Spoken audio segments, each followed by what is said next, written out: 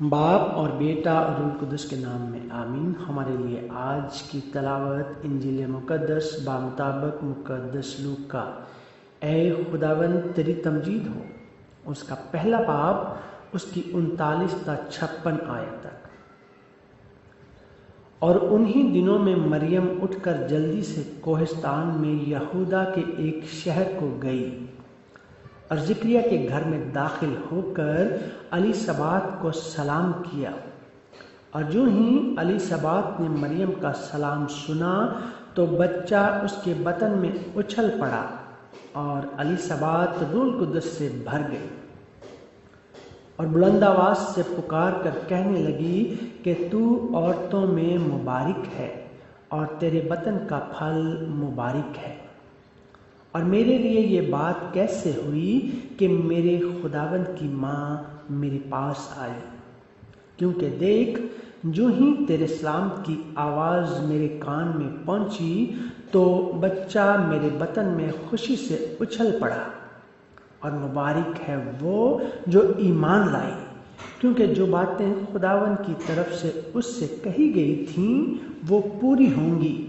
اور مریم نے کہا، میری جان خداوند کی بڑائی کرتی ہے اور میری روح میرے نجات دینے والے خدا سے خوش ہوئی، کیونکہ اس نے اپنی بندی کی پست حالی پر نظر کی۔ اس لیے دیکھ اب سے لے کر ہر زمانے کے لوگ مجھے مبارک کہیں گے، کیونکہ القادر نے میرے لیے بڑے بڑے کام کیے ہیں اور اس کا نام قدوس ہے، اور اس کی رحمت ان پر جو اس سے ڈرتے ہیں پشت در پشت رہتی ہے۔ اس نے اپنے بازو سے زور دکھایا اور انہیں جو دل کے قیاس سے مغرور ہیں پراگندہ کر دیا۔ اس نے قدرت والوں کو تخت سے گرا دیا اور پست حالوں کو بلند کیا۔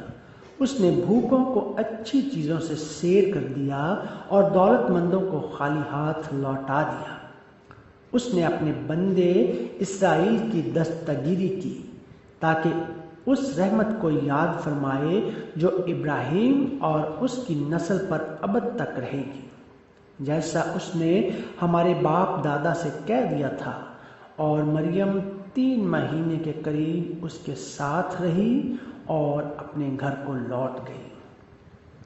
انجیل جلیل کے وسیلہ سے ہم سبوں کی خطائیں معاف ہوں۔ اے مسیح تیری ستائش ہو، آمین۔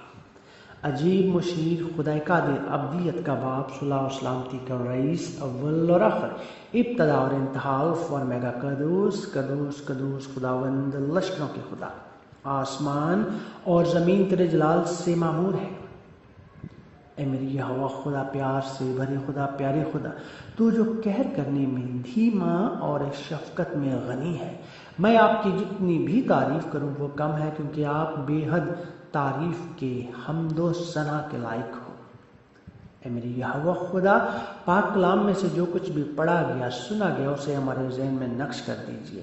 ہمیں پاک کلام کے نیک، سیدھے اور سچے راستے پر چلنے کی توفیق عطا فرما دیجئے۔ بدی اور برائی کے راستہ سے ہم کو دور رکھیے۔ ہماری جو بھی نیک اور جائز خواہشات ہیں اپنے الہی خزانہ میں سے پوری کیجیے۔ ہر دم ہر لمحہ ہماری حفاظت فرمائیے۔ یہ سب کچھ مانگتا ہوں تیرے بیٹے اپنے خداوند یسوع المسیح کے وسیلہ سے، آمین۔